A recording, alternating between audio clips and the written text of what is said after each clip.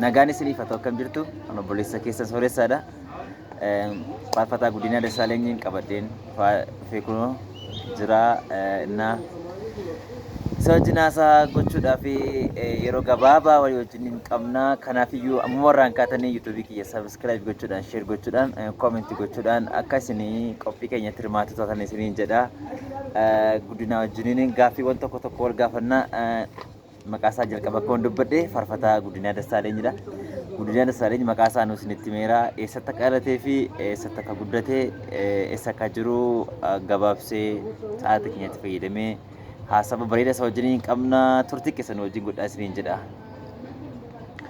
Nagaa Waaqayyoo hunduma keessaniif haa ta'u, fagoos dhiyoos warri jirtanii nagaa fi jaalalli Waaqayyoo, araarri Waaqayyoo hunduma keenyaaf baay'ate jennaan kunoo har'a geenyeerraa isinis jirtu.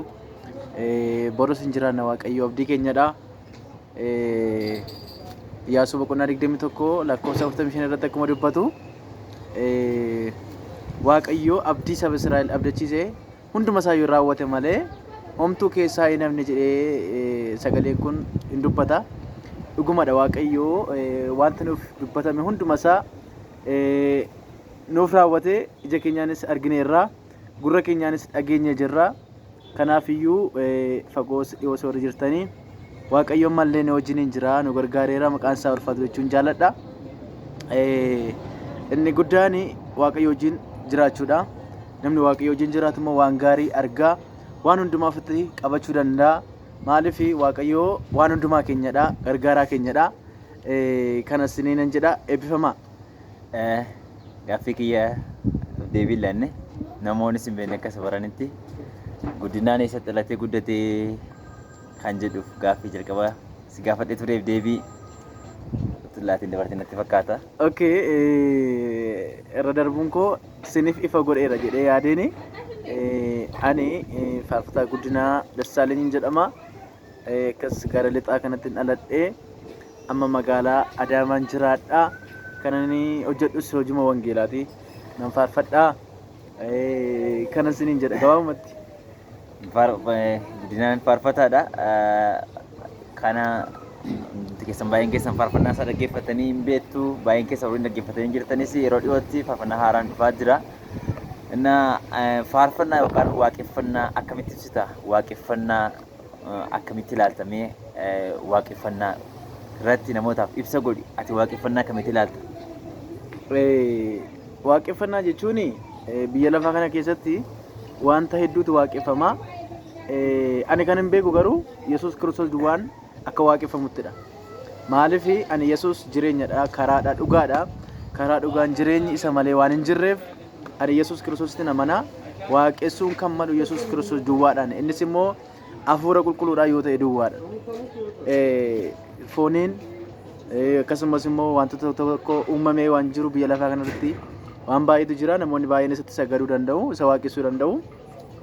Inni kun akkuma jiraatutti jiraatee waaqeffamuun kan malu Yesuus duwwaadha. Innis immoo hafuura qulqulluudhaan kan ta'edha jechuudha. Innis hafuura qulqulluun Waaqa Abbaa, Waaqa Ilmaa, hafuura qulqulluu sadan tokkummaatiin namaaf kennamaa jechuudha.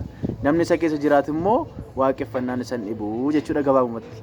Waaqayyo isaa eebbisu. Akkuma obboleessi keenya Guddinaan jedhee waaqeffannaan anaaf jireenya kooti. Fakkeenyaaf waa'ee waaqeffannaa irratti waan tokko isinitti himuudhaaf waaqeffannaan keessumaa Waaqayyoon waaqeffachuun kallattii garaagaraatiin danda'ama. Qabeenya ofiitiin waaqeffachuun, faarfannaa waaqeffachuun, Waaqayyo karaa nuti jaalala Waaqayyoof qabnu ittiin ibsinu keessaa waaqeffannaan isa tokkodha.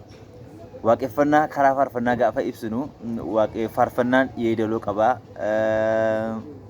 walaloo qabaa. Walaloo barreessine kana yeedalootti goonee meeshaa ribuu qabuun Waaqayyoof aarsaa dhangalaafnu. Kun immoo fuula Waaqayyootti fudhatamaa isa ta'e aarsaa qulqulluu Waaqayyoof dhiyeessinudha. Kanaaf obboleessi keenya Guddinaan faarfataadha. Ani faarfannaa baay'een jaalladha. Faarfannaa isaa keessaa tokko si yaadachiisuudhaaf ilaalee ani si filadhee Anti koo wabii koo sumaan godhadhee kan jedhu faarfannaa isaa baay'een jaalladha. Innaa isinillee akkasi jaallattan akka isinii dhaggeeffattanii asumaan isin affeeree jira isiniin jedha. Ani obboleessi keessan Sooressa Badhaasaadha. Ammumarraan Sooressa Badhaasaa official subscribe gochuudhaan hiriyoota keessaniif illee share godhaan isiniin jedha. baay'een isin jaaladha. Gaaffii gara dhumaarratti yeroo akkamaa kana keessa dargaggummaa kana keessa waaqayyoo tajaajilaa jirta. Mee gammachuu akkamii qabda? Dargaggummaaf tajaajilli maal fakkaata kanarratti? Waaqayyo isaa eebbisu yaada gaariidha. Yaada ijoo kaaste umuriin amma sadarkaan irra jiru kanarratti mucaa waaqayyo ta'uu koo yookiis immoo hojjetaa waaqayyo ta'uu kootti baay'ee guddiseen gammadaa. Maaliif sadarkaa kanarratti waan baay'eetu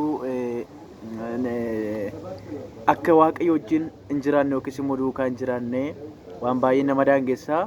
Garuu gargaarsi waaqayyo naa ta'e sadarkaa amma irra jiru kanarratti hojii waaqayyo hojjechuu kootti guddaa baay'een waaqayyotti gammade. Egaa waaqayyo si eebbisu waa malee waa'ee dargaggummaa hin qabne inni hundumti keenya dargaggoota. Dargaggeessa waa baay'eetu barbaada. Waaqayyo dargaggeessa hin barbaada. Seexanni biyyi lafaa hin barbaada. Kanaaf sagalee waaqayyo immoo macaafa lallaba boqonnaa 10 lakkoofsa tokko bara dargaggummaa keetti uumaa kee yaadadhu. Ameen. Bara dargaggummaa keetti uumaa kee yaadadhu. Bara dargaggummaa keenya keessatti waan baay'ee gochuu dandeenyu gochuu dhiibne uumaa keenya yaadannee uumaa keenya tajaajiluuf waaqeffachuu nuuf gammachuu guddaadha. Sababiin isaa yoo dargaggummaa ofiitti waan baay'ee gochuu danda'amu. Achuma boqonnaa 11 lakkoofsa 29 akkanidha. Yeroo dargaggummaa keettidha. Garagaraan keetti si ergu hundumaa dhaqeedha. Garuu waan goote hundumaaf sababa isaatiin himuuf jirta. Sababiin isaa yeroo dargaggummaa yeroo yaadni namatti baay'atu. Yeroo miira keessa galan jechuun yeroo sammuun namaa kallattii garagaraatti yaadu waan ta'eef kana keessa dhaabannee nu maal gochuu qabna? Mootummaa waaqayyoo irratti hojjechuu fi mootummaa waaqayyootti qabamnee jiraachuutu nurra jira. Gooftaan Yesuus Kiristoos illee bartoota waame sana dargaggoota inni ittiin magaalaa Yerusaalemii kaasee Yihudaa, Samaariyaa amma daandii lafaa ittiin deeme sana walitti qabee gaafa fidu inni tokko qaraxa keessaa dhufe inni tokko qurxummii qabu keessatti yaada garaagaraa keessa isaanii jira. Yesuus barsiisa isaatiin dubbii isaatiin sammuu isaanii erga firii godhee booda sagalee isaa immoo erga irratti oomishee booda hafuura qulqulluutti guutee ittiin addunyaa ilaale. Kanaaf dargaggeessi ija waaqayyoo ittiin addunyaa ilaalu waan ta'eef dargaggoonni biyya jirtanitti lafa jirtanitti kanan isinitti mu barbaadu sagalee waaqayyootiif dursa kennaa. Yaada keessanii foon keessanii yaada biyya lafaarra waaqayyoof dursa kennaan isiniin jedha. Isin dargaggoonni siyaasa keessa galtan dhiibbaa fiduu dandeessu, dinagdee keessa galtan dhiibbaa fiduu dandeessu, biratan dhiibbaa fiduu dandeessu, hojii hafuuraa keessatti illee mootummaa waaqayyoo keessatti hojjetan dhiibbaa fiduu dandeessu. Yeroo isin itti dhiibbaa fiduu dandeessan dargaggummaa qabdanidha. Kanaaf waan tokkoon isinitti namni bara dargaggummaa isaatti gaafa hojjetu carraa lama isa eeggata. Bara dulluma isaa carraa lama isa eeggata. Tokko dargaggummaa isaatti sirriitti fayyadame taanaan bara dargaggummaa isaa keessa waan gaarii tokko godhe yoo ta'e bara dulluma isaa keessa gammachuutu itti dhaga'ama. Waa ija waan godhe sanaatiin gammada. Dargaggummaa sirriitti hin fayyadamne taanaan yeroo fayyadamuu isaatti maluutti hin fayyadamne taanaan bara dulluma isaa keessa utuun kana godheera ta'e utuun tajaajila ta'e utuun baradhe ta'e utuun kana godhee ta'e jechuudhaan yeroo isaa gaabbiidhaan dabarsa. Kanaaf ammumarraa jalqabee sagalee waaqayyoo maal jedhaa? Yeroo keessan utuun dabarsin itti hojjedhaa waan jedhuuf meeshaa isin harka jiru mi'a waaqayyoo baattanii jirtaniin hojii waaqayyoo hojjedhaa. Warri barattan barumsa keessan baradhaa. Warri daldaltan daldala keessan daldalaa. Asumarraan obboleessa koo yaada xumuraa qabaate simbiraan gaa yuutuubii koo saabskiraayib godhaa, sheer godhaa, eebbifamaa. Obboleessa koo sooressa baay'een jaaladha. Baay'ee nama jaalatamaa kabajamaadha. Waaqayyo baay'ee hojii gurguddaatiin hojjechaa jira. Isinillee beektu fagoos dhiwoos warri jirtanii yuutuubii isaa saabskiraayib godhaa, laayik godhaa, sheer godhaa. Jaaladhaanii jaalachuun hafuuraanii kan foonis itti dabalaa fi waaqayyo hunduma keessa na eebbisu. Sin jaalladha. Shaaloom. Shalom.